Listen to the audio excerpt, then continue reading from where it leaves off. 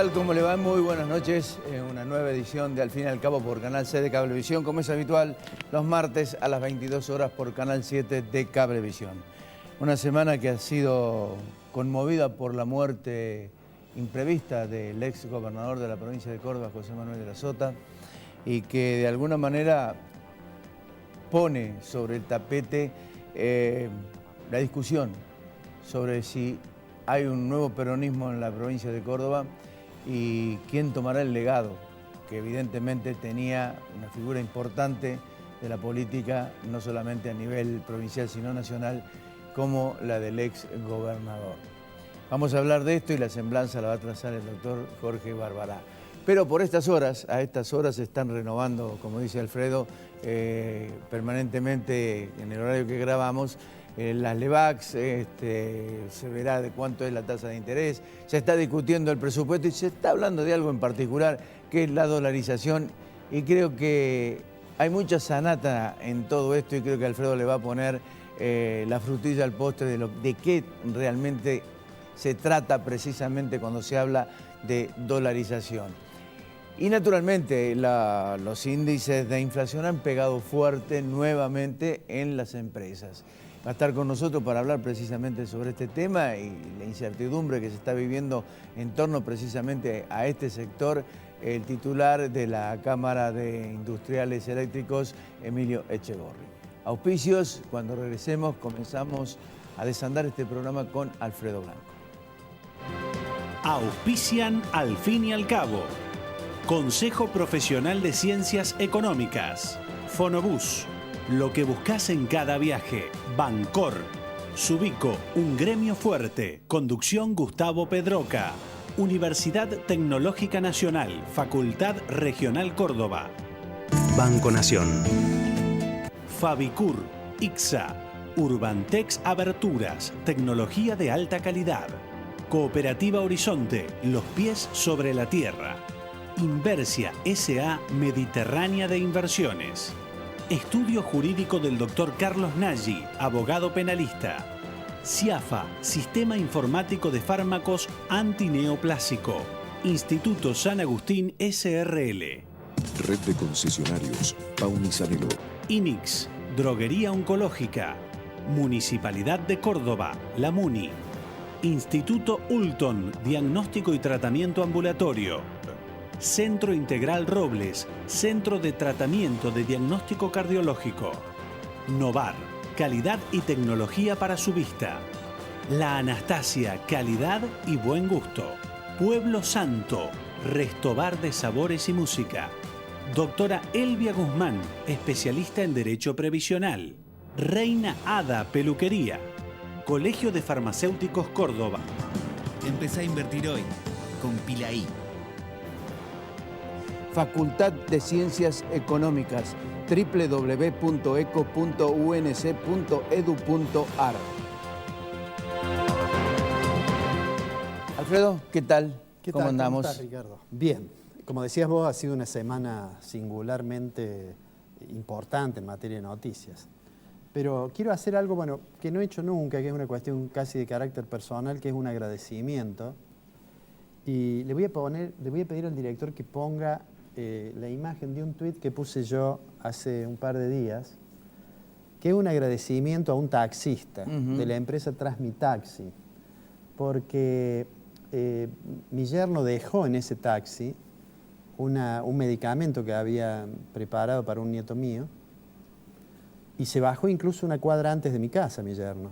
Y el taxista, cuando advirtió eso, empezó a buscar por el barrio, mientras nosotros ya estábamos desesperados y vimos el taxi, y estaba volviendo tratando de ubicar en qué casa podía haber entrado mi yerno para devolvernos el medicamento, ¿no?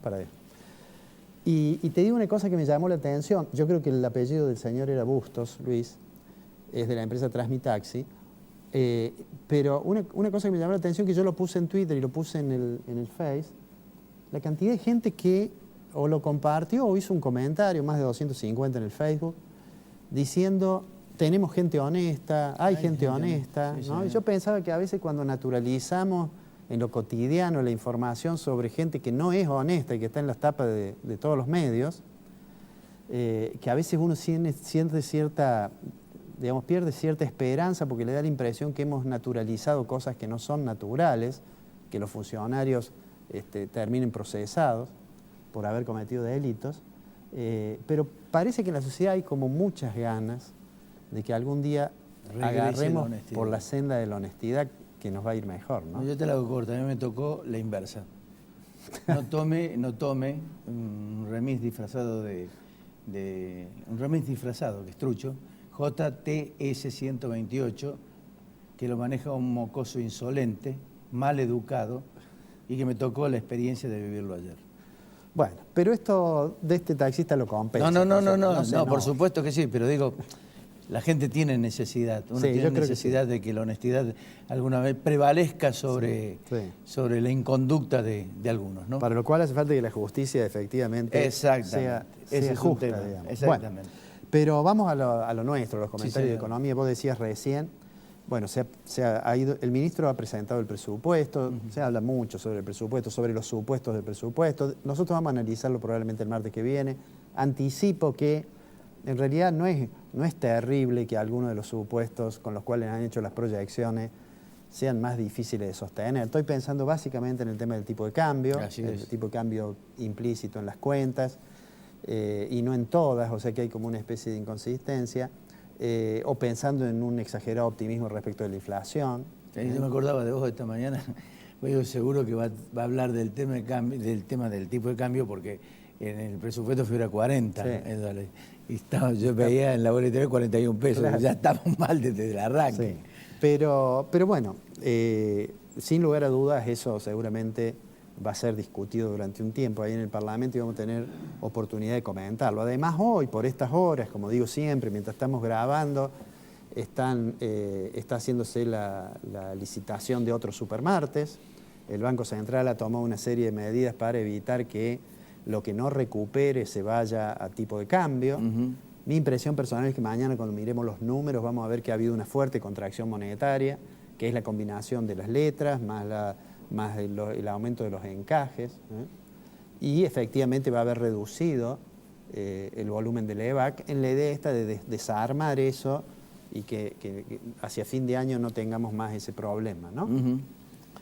Pero quiero hacer un comentario específicamente de una palabra que en la última semana le he visto en boca de muchísimos comunicadores, economistas y hasta de un asesor del presidente de los Estados Unidos, ¿no? Así es. Todo el mundo habla de la dolarización, entonces mucha gente dice, che, ¿no será una buena idea dolarizar la economía?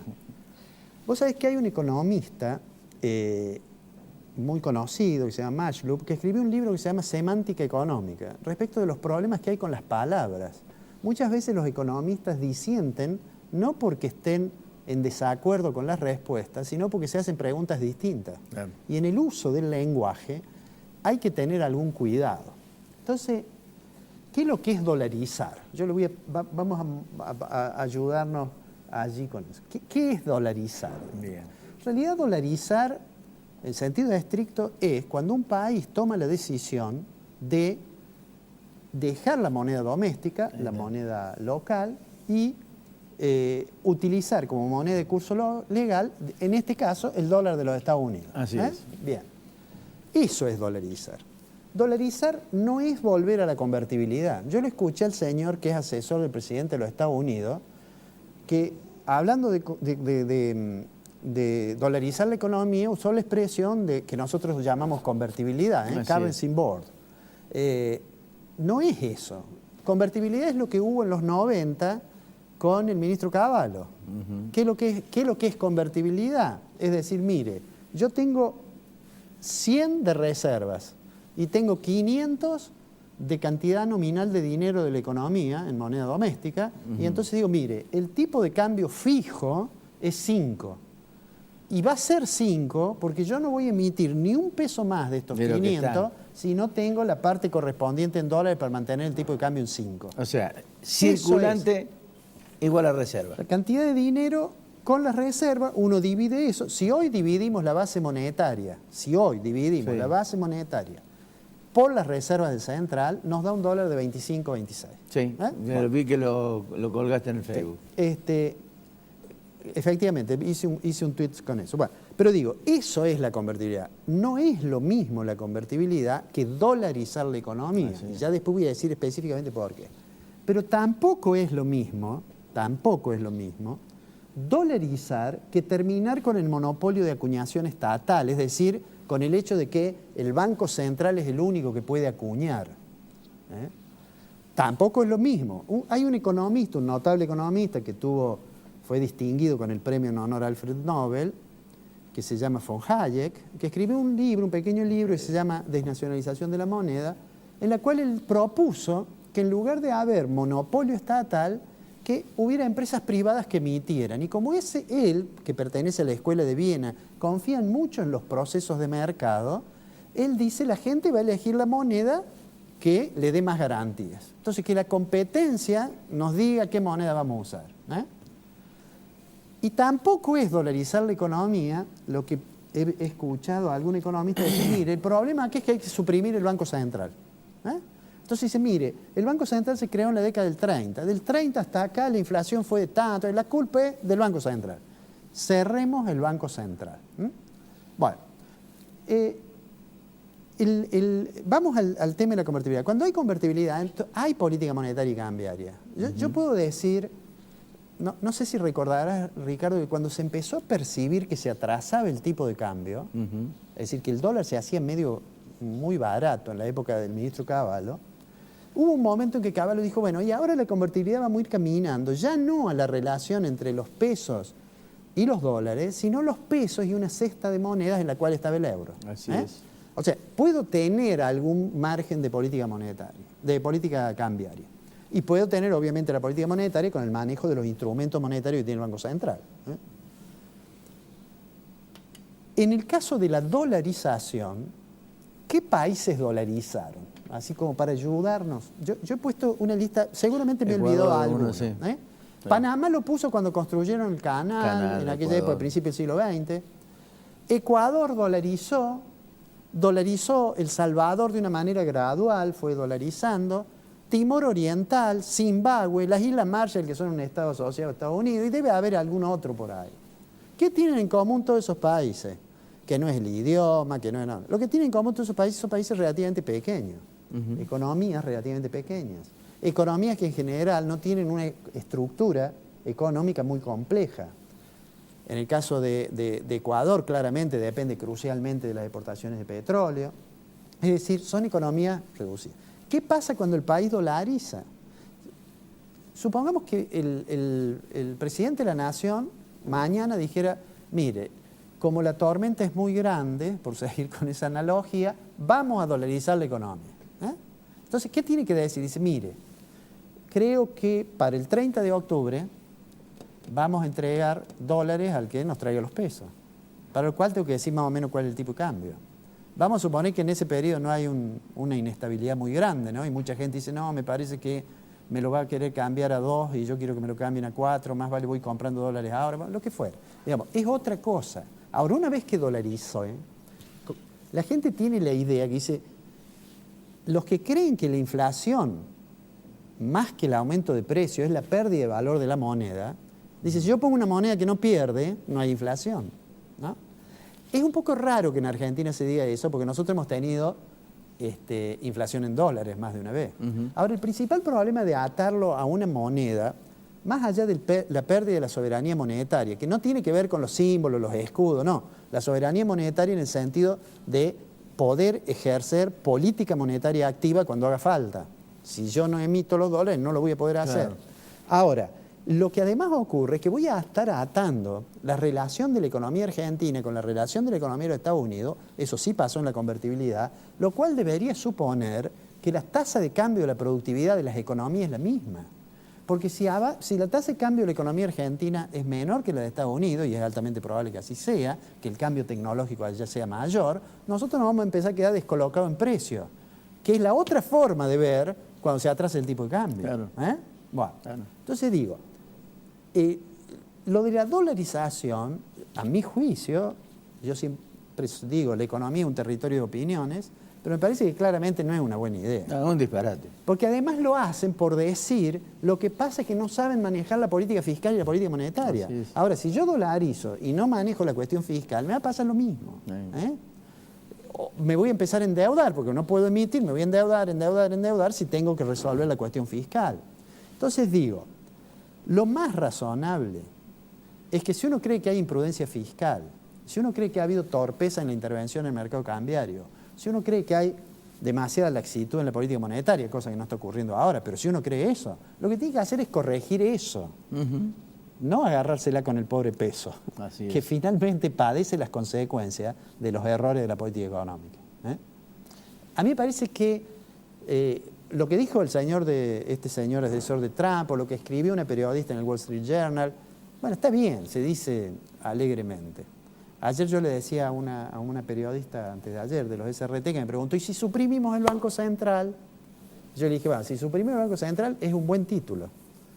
Es un buen título. Los periodistas, vos que sos un maestro de periodistas, sabés que cuando hacen una entrevista buscan un título. Así es. Entonces, un señor que se para y dice, tenemos que suprimir el Banco Central, y habla con la misma liviandad de suprimir el Banco Central que del sexo tántrico, bueno, sale todos los días por televisión. Ahora, yo no le recomendaría a Macri que le pregunte qué tiene que hacer con la economía. Claro. Yo creo que en este momento, y particularmente en este momento, hay que ser mucho más sensato por la situación que está viviendo el país. Seguramente. O sea, no se puede tirar al albedrío público cualquier bolazo y que lo tome después y que eso se instale como tema central y todo el mundo esté discutiendo sobre lo mismo. Y vos te das cuenta, y coincido total y absolutamente con vos, que dicen cada barbaridad, cada barbaridad. Además le hacen inclusive mal a las personas. economistas que vos decís, bueno, por la formación debieran ser serios y terminan siendo... Sí, deberían ser modestos. Vos sabés que Keynes, que yo siempre digo fue el economista más importante del siglo XX, en una oportunidad dijo que sería muy bueno que los economistas tuvieran un comportamiento un poco más modesto, dice. Y él decía que se parezcan más a los dentistas. Eso sería muy bueno. Está bueno. ¿Por qué los dentistas? Porque los dentistas en realidad no aspiran a transformar el mundo. No. Te solucionan el dolor que tenés. El dolor que tenés, nada más. Alfredo, nos encontramos la semana que viene. La semana que viene. Cuando regresemos, Emilio Echegorri, titular de las Cámaras Argentinas de Industria Eléctrica de Córdoba, con él hablamos de una situación muy complicada, las pequeñas y medianas empresas.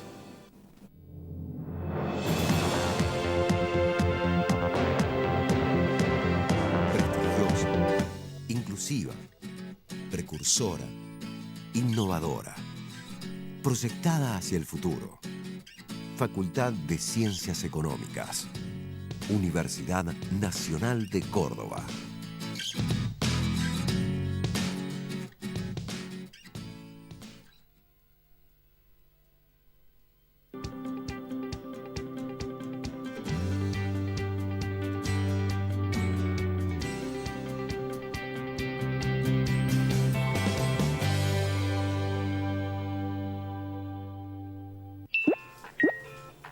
Abra cuidadosamente la compu, rellene con amor cada ítem y cuando vea que está a punto, le clava un aceptar. ¡Listo! Disfrute de este préstamo servido en bandeja. Bancor presenta el préstamo personal que se cocina en 3 minutos. Hasta 300.000 pesos. Lo sacás fácil por home banking, mobile o cajero automático. Y lo cancelás hasta en 72 cuotas. Más info en bancor.com.ar. Exquisito, Bancor. Subico, un gremio fuerte. Conducción Gustavo Pedroca.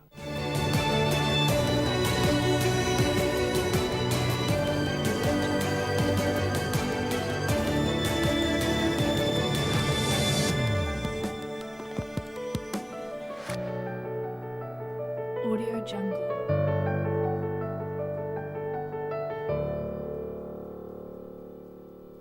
Red de concesionarios Pauni Sanelo. Universidad Tecnológica Nacional, Facultad Regional Córdoba. Más de 60 años comprometidos con la ingeniería. Un banco presente junto a todos los argentinos. Banco Nación. La calidad, nuestra pasión. La satisfacción del cliente, nuestra obsesión. En Fabicur ICSA hacemos la vida más segura. www.fabicur.com.ar. Centro Tomografía Computada Córdoba Sociedad Anónima. Instituto Ulton, líder en diagnóstico por imágenes. Primer instituto de cirugía ambulatoria mínimamente invasiva del interior del país. Avenida Vélez Arfiel 562, Córdoba, Argentina. Teléfono 0351 426 7700.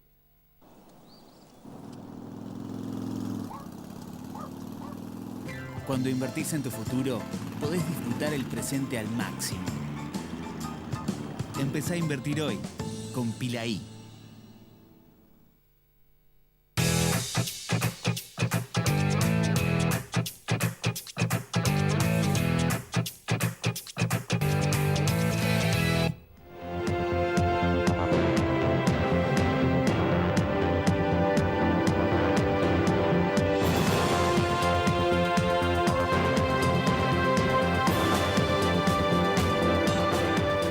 Bien, todo este desenlace de las cuestiones económicas, tasa de interés al 60%, dólar a 40 pesos, inflación que va a terminar en 42%, el mercado laboral, las importaciones, los problemas que tiene la economía en sí mismo para poder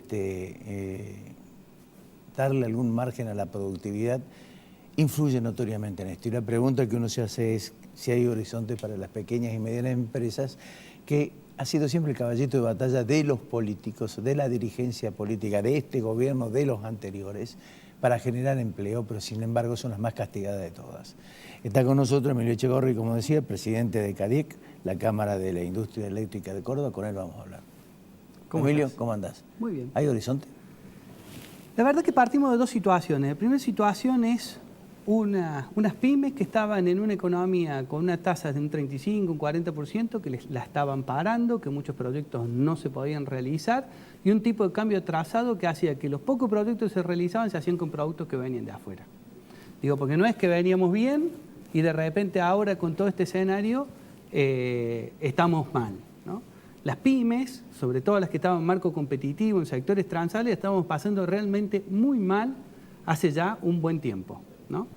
Esta situación que vivimos ahora, lo que te genera es, primero que nada, un freno muy fuerte a cualquier cosa, una incógnita de qué va a pasar adelante. Esta devaluación se va a ir a precio, si se va al precio fue para que haya traspaso de riqueza, pero no va a haber generación de riqueza.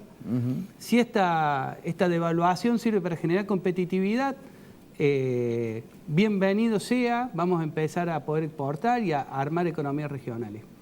Pero todo esto no va a pasar si de alguna manera no se pone el gobierno a hacer la tarea que tendría que haber hecho hace 2 años, que es revisar 4 temas centrales. ¿Cómo me vas a gravar impositivamente a mí contra productos que vienen de afuera? Porque si no, pasás a no cobrar ese impuesto, porque yo dejo de producirlo. ¿Cómo vas a compensar las conquistas sociales de los trabajadores argentinos? Que yo no las voy a discutir. Como sociedad nos organizamos y logramos eso. Ahora, si viene un producto de afuera que no trae una compensación, ¿qué va a pasar? Se va a empezar a traer de afuera eso y el empleado argentino se queda sin trabajo, lleno de derechos y sin trabajo, ¿no? ¿Cómo vas a domar los monopolios? Y ese es un tema central ahora después de esta devaluación, porque si los formadores de precios de China, Aluar y todos los grupos grandes deciden seguir con sus listas de precios dolarizadas, que es lo que están haciendo ahora, más allá de un maquillaje con un tipo de cambio ficticio atrasado menos de un 5%, ¿me entendés? Esto no va a haber servido nada, porque los precios van a entrar en una carrera a igualarse. Entonces, vos tenés que empezar a regular los monopolios, porque los monopolios no resuelven solo, ¿no? Y no son buenos, no son buenos. Si hay monopolio, la concentración es muy fuerte. O lo dividís o lo regulás. El tema hay que ver cómo se mueve el gobierno en este sentido, porque hace 2 años tenía un poder que le habían dado unas elecciones recién ganadas y ahora ya no lo tiene. Si vos no haces estos 3 pasos, el de achicar el Estado, que es el que pide todo el mundo, es absolutamente inviable. Porque cuando vos decidís achicar el Estado es porque estás tirando un montón de gente que hoy depende del Estado al sector privado. ¿A qué sector privado? Un sector privado raquítico, que no termina de reacomodarse de ser un país cerrado y un país totalmente abierto. por más que otra gente diga que sigue cerrado. Bueno, te recuerdo una cosa, que durante los últimos 4 años del kirchnerismo el empleo privado no generó un empleo. Pero sí todo eso pasó al Estado. Pero por supuesto. Entonces, si nosotros creemos que ese sector privado hoy está en condiciones de asumir la carga del sector público que se va a achicar, lo mínimo que tendríamos que hacer es empezar a solucionar los 3 problemas que habíamos hablado. Pero por el contrario, estamos aumentando los impuestos, no tocamos a los monopolios porque no tenemos el poder suficiente para hacer nada, y de hablar de reforma laboral es imposible. Entonces, bajo este escenario no va a cambiar nada. Yo me acuerdo que estudiaba en la facultad con el profesor que me daba política económica argentina y hablaba del stop and go. Que Argentina crecía, le iba bien y de repente por cuestiones estructurales se caía. Las cuestiones estructurales son estas, es no hacer estos cambios que son necesarios. Tenemos que hacer una reforma impositiva profunda, tenemos que hacer una reforma laboral que no desproteja a la gente, pero que no genere los miedos y la incertidumbre que genera la actual, para que sea el sector privado mucho, mucho más dinámico. Y tenemos que tener una ley antimonopolio en serio para que los precios sean realmente transparentes y competitivos. No tiene sentido pensar que va a tener una industria metalúrgica competitiva a nivel internacional cuando estamos pagando el acero un 40% más caro que el resto del mundo. Entonces, si no resolvemos estos problemas, no importa lo que pase, va a volver a caer la economía argentina. Yo siempre digo que... Bueno, ya está. Este año cae, ya el año que viene, -5. Es decir, ya está. Totalmente. Hasta acá, mensaje para el político. Ahora, mensaje para el empresario... No hay. Pero no, claro que hay. Y yo siempre me cuelgo de la frase de Juan Carlos de Pablo. Si se van a vender menos pizzas, lo que me tengo que asegurar es que la pizza que se venda sea la mía. Porque caer en el desánimo es lo peor que nos puede pasar. Porque cada segundo que pasa nos pasa la vida. Y no tenemos vuelta a oportunidades o mejores condiciones que la de hoy. Tenemos que encontrarle la vuelta hoy. Y esto nos ha hecho empresarios súper sobrevivientes. Entonces yo estoy seguro que los empresarios le vamos a encontrar la vuelta. Diría un empresario en el libro que escribió Gastón, nos vamos a fundir una y todas las veces que haga falta. Pero vamos a seguir haciendo lo mismo porque lo llevamos a la sangre. Entonces, en encontrarle la vuelta, es donde yo le digo que entendamos que Argentina es la brava. Argentina es esas playas donde hay olas grandes. Y si yo quiero hacer la planchita, no voy a poder. Porque después viene otra ola. Después viene otra ola. Entonces, por más que yo crea que en un momento está quieto, es porque se está por venir una ola más grande. Entonces, eso tiene que quedarte grabado en la cabeza. Hasta que los otros señores no hagan los cambios estructurales que tienen que hacer, acá vas a estar en unas situaciones de que mientras más calmo te parezca en un determinado momento el mar, más grande va a ser la ola que viene. Lo que pasa es que vos estás pidiendo cambios que implican de alguna manera un gran compromiso, no solamente político, sino social, de todo el arco de la República Argentina. Cuando hablo del arco de la República Argentina, hablo para hacer modificaciones para poder llegar a algún puerto, a algún buen destino de todos los gobernadores de la provincia. Yo comparto con eso. El tema es que hay que trabajar en generar esos liderazgos. Pero nadie quiere perder, nadie quiere resignar. Bueno, pero a ver, nosotros tenemos que exigir cada vez más cosas a nuestros dirigentes. No, pero les exigen a ustedes, a los empresarios, a la pequeña y mediana empresa.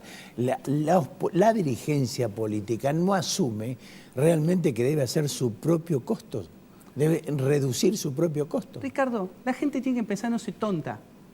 ¿En qué sentido te lo digo? Imagínense, cualquiera que esté viendo el programa, imagínense las empresas que había hace 20 años. Sí. Imagínense ahora y créanle los versos a todos los políticos. O sea, tenemos que aprender a mirar como proceso histórico. Argentina realmente está cada vez peor. Tenemos la presión impositiva más alta del mundo efectiva en blanco. Así es. Y la solución a la salida de esta crisis es aumentar los impuestos. Yo a veces creo que están locos. Somos un Fiat 600 que venía a 140, diría Raúl Almida, y aceleró.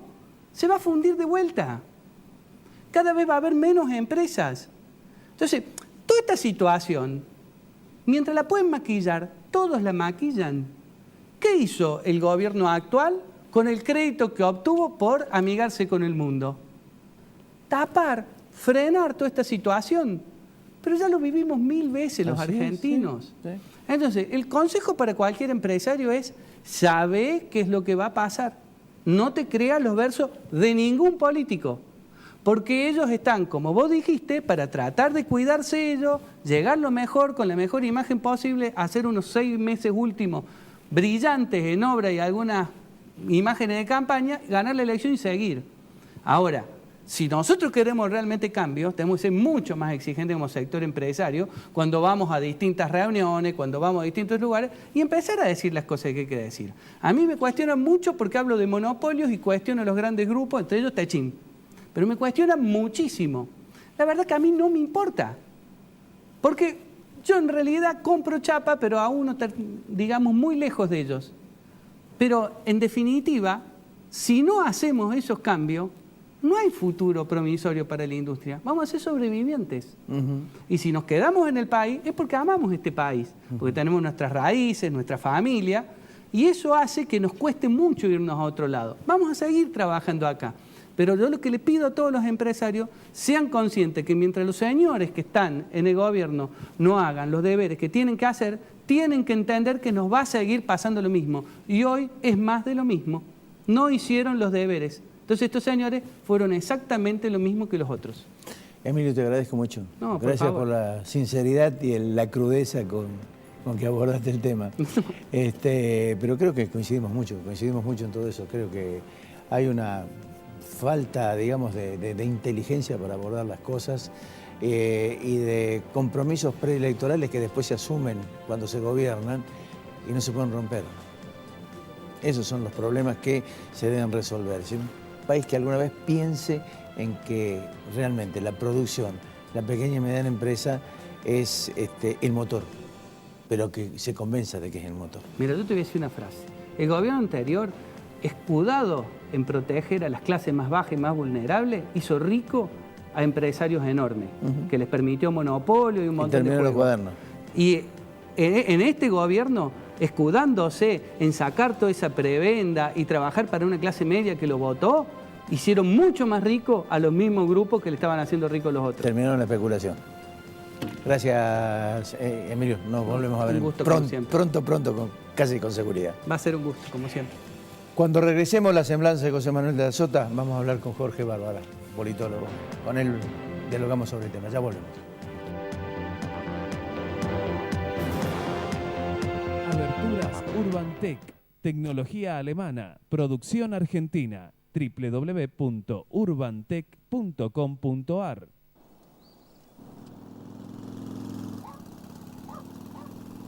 Cuando invertís en tu futuro, podés disfrutar el presente al máximo.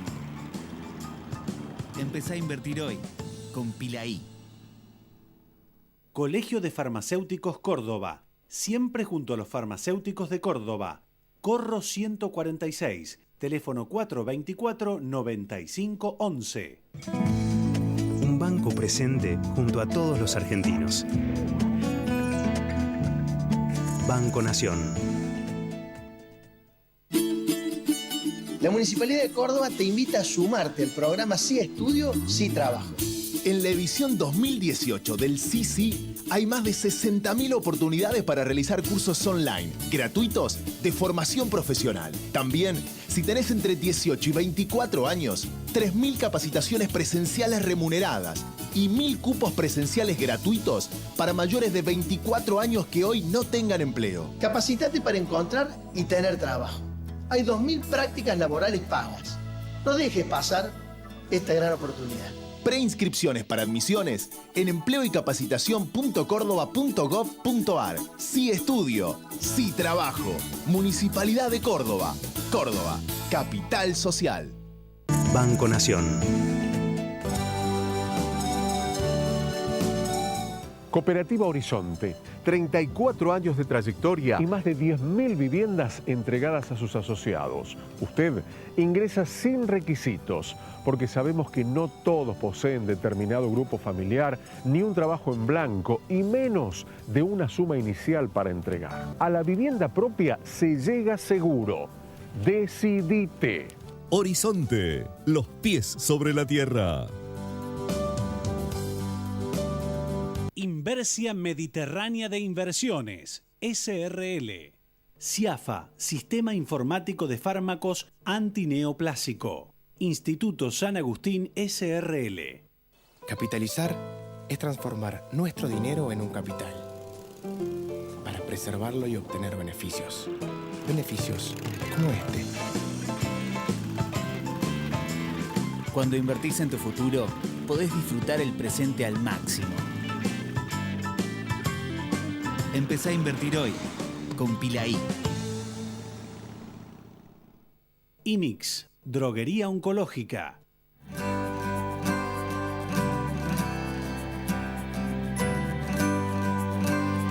Lo más importante para mí es estar unidos.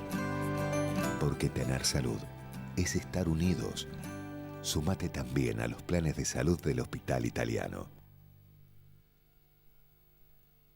Sabemos que podés escuchar. Pero también necesitas que te escuchen. Sabemos que tu tarea no termina en el aula. Por eso nuestra lucha continúa. Sabemos que podés sola. Pero juntos podemos más. SADOP, en defensa de los derechos de los docentes privados.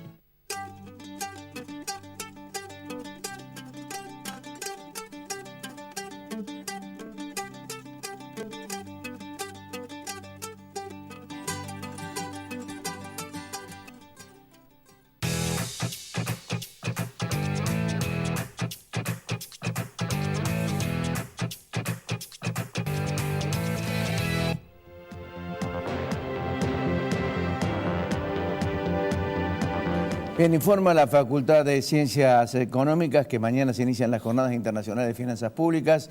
Desde la hora 10:30 de la mañana va a dar comienzo este histórico evento de la Facultad de Ciencias Económicas con la conferencia a cargo del doctor José Luis Machinea, el exministro de Economía de la Nación. Va a disertar sobre el gasto público en América Latina, estructura e impacto macroeconómico. Será en el aula O 0. De la planta baja de la Facultad de la Ciudad Universitaria, la Facultad de Ciencias Económicas de la Ciudad Universitaria.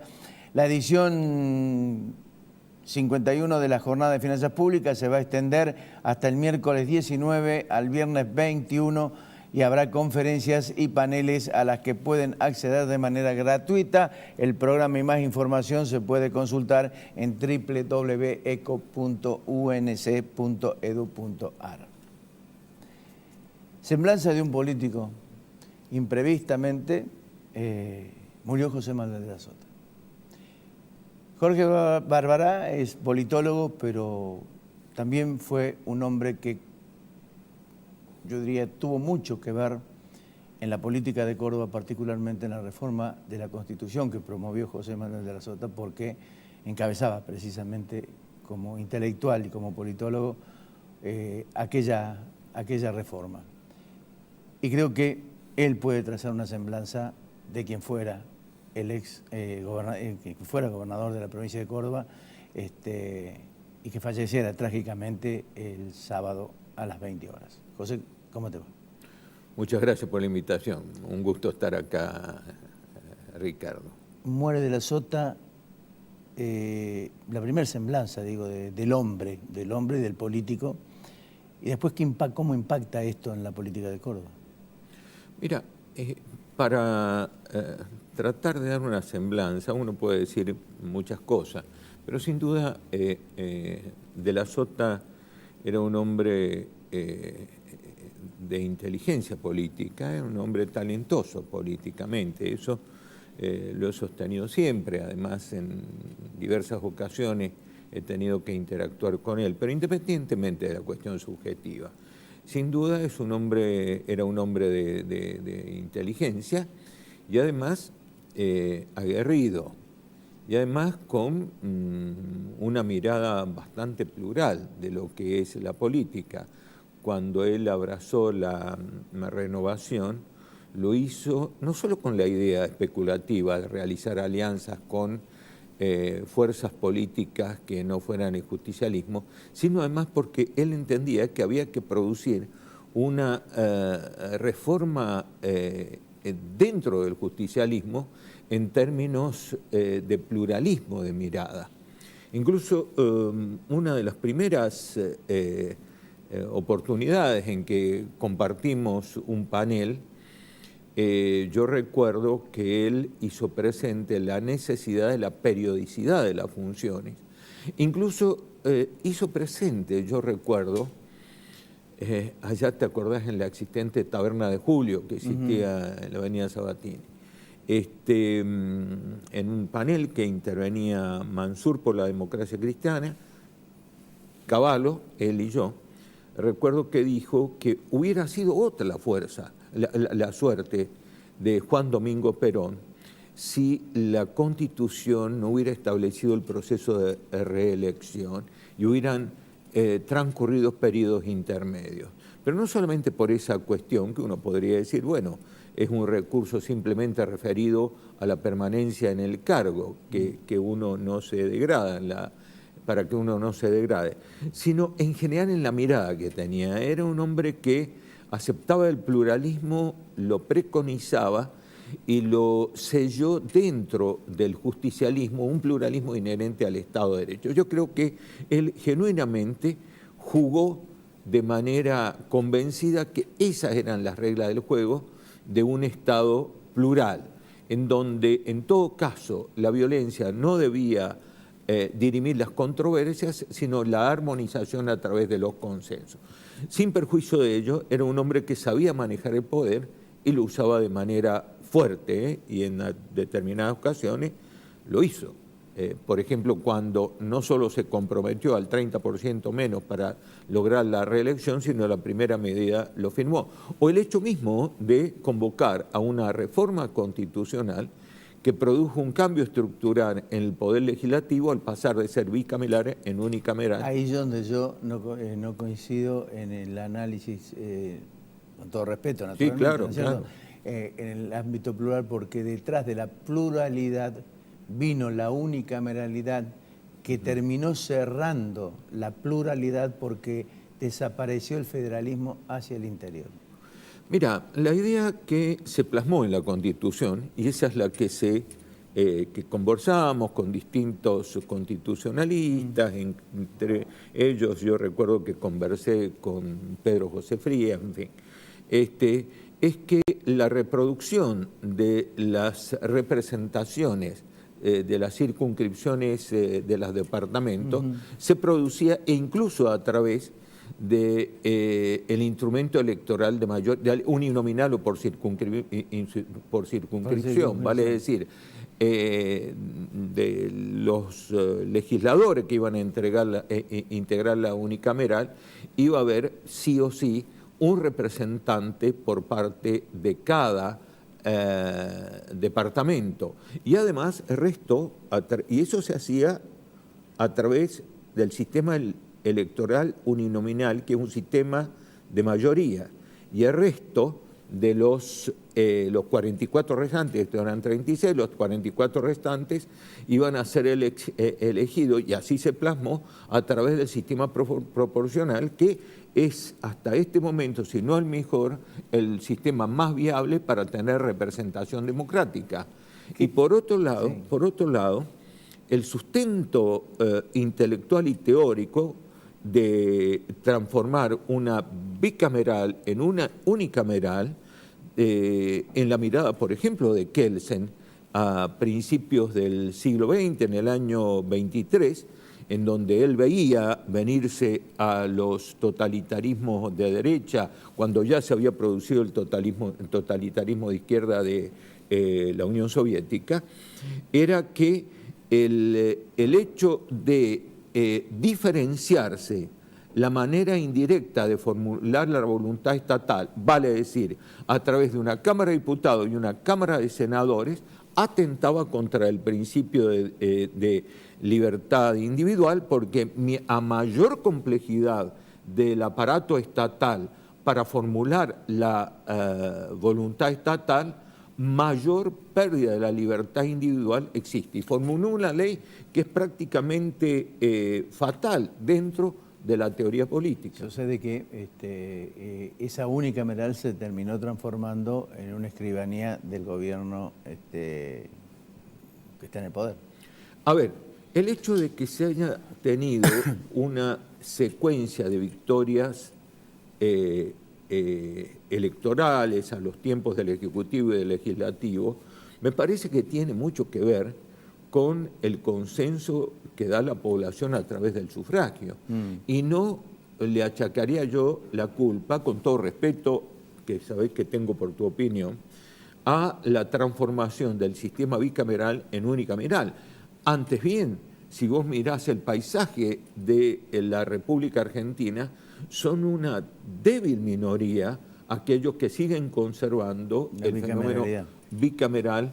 Incluso te voy a decir una cosa, yo recuerdo cuando era estudiante, una persona que influyó mucho en la formación de todos nosotros en la Facultad de Derecho, el doctor César Enrique Romero, tenía una mirada bastante crítica acerca de la utilidad del Senado de la Nación.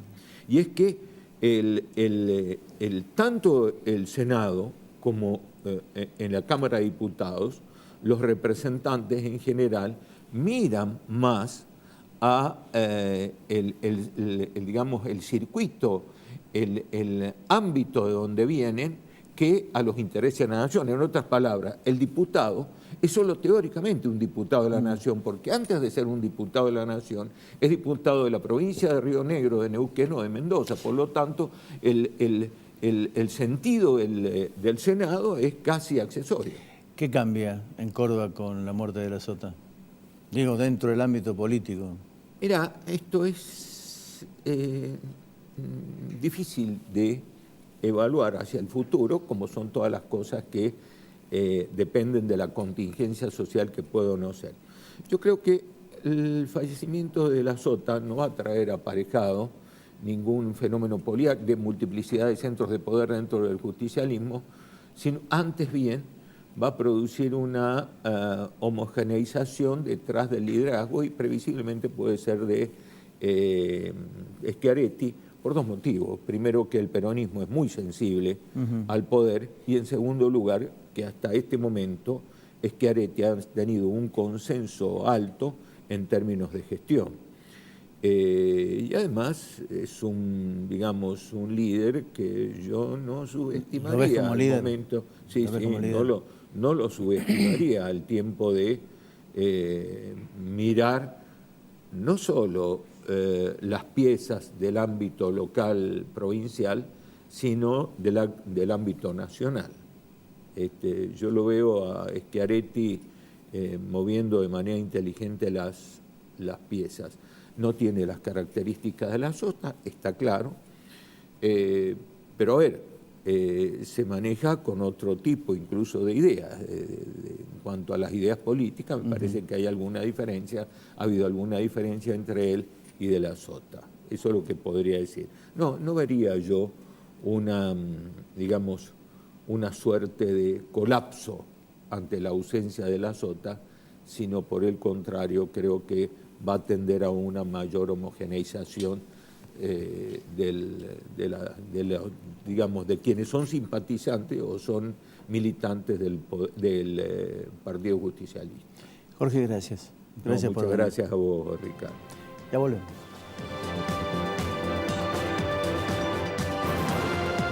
Centro Robles, un centro integral de diagnóstico cardiológico no invasivo. Larrañaga 94, segundo piso, 0351-460-1400 o 460-1700.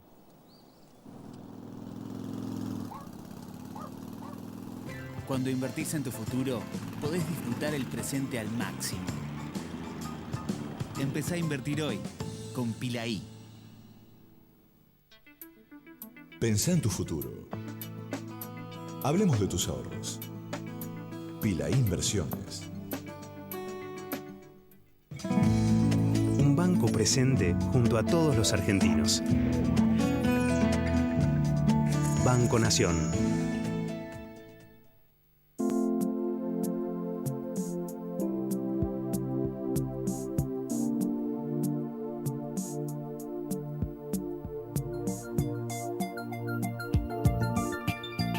Hay un antes y un después en tu manera de ver las cosas. Descubrí tu mirada en High Definition. Novar. Ver mejor. Es posible. La Anastasia, buena comida, 24 de septiembre, 1035, Barrio General Paz. Pensá en tu futuro. Hablemos de tus ahorros. Pila Inversiones. Pueblo Santo, tu lugar, almuerzos, meriendas, tapas, picadas, cócteles y buena música. 24 de septiembre 946, Casa de España, Barrio General Paz. Doctora Elvia Guzmán, Derecho Previsional, teléfonos 153 1470 00. Reina Hada Peluquería. SADOP OSDOP, Sindicato de Docentes Privados.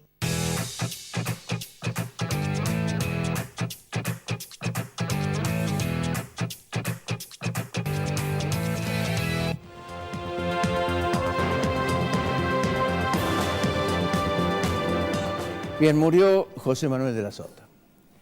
Naturalmente, mis condolencias a sus familiares porque son los que más perciben el dolor en estos casos. Murió de la Sota, un hombre inteligente, sagaz, pero a la vez transero, autoritario y político. Marcó quizás una era en la forma de hacer política. Es cierto, en todo sentido, ¿eh? Su ideología fue ubicua a la hora de saber dónde estaba el poder. Porque más que un animal político, era una bestia del poder. Dicho en términos políticos, sin que esto sea una ofensa. Sabía que el poder era una herramienta inexorable para la política. Lógico, como todo político, practicó la tesis de Woody Allen sobre el mago que solucionaba todo.